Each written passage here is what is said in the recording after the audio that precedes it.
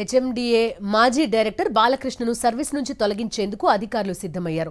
బాలకృష్ణపై చర్యలు తీసుకునేందుకు న్యాయ సలహాలను ఎంఏ అండ్ యూడీ ఉన్నతాధికారులు తీసుకుంటున్నారు. బాలకృష్ణ హామీతో ఫైల్స్ పై సంతకాలు చేసిన ఉద్యోగులకి ఏసీబీ అధికారులు నోటీసులు జారీ చేశారు. పూర్తి డీటెయిల్స్ అందిస్తారు మా కరెస్పాండెంట్ శేఖర్. శేఖర్, చెప్పండి, సర్వీస్ నుంచే తొలగించేందుకు సిద్ధమైనట్టుగా తెలుస్తోంది అధికారులు, ఎలాంటి వివరాలున్నాయి?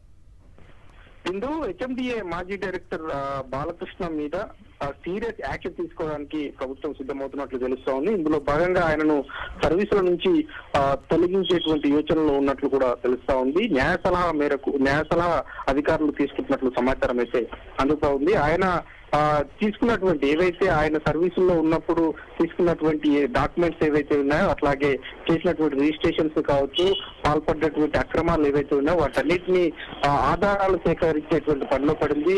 ఆయనకు సంబంధించినటువంటి వ్యక్తులందరికీ ఇప్పటికే అధికారులు నోటీసులు కూడా ఇచ్చారు. అదేవిధంగా ఇంటర్నల్ గా ఆయన ఉన్నటువంటి రోజుల్లో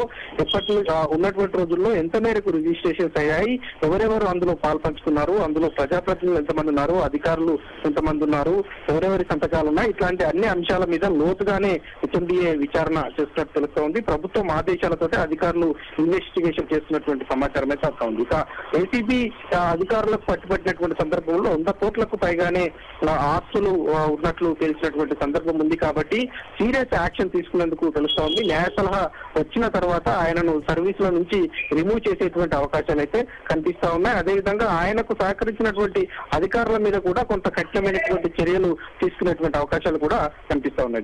ఓకే శేఖర్, థ్యాంక్ యూ.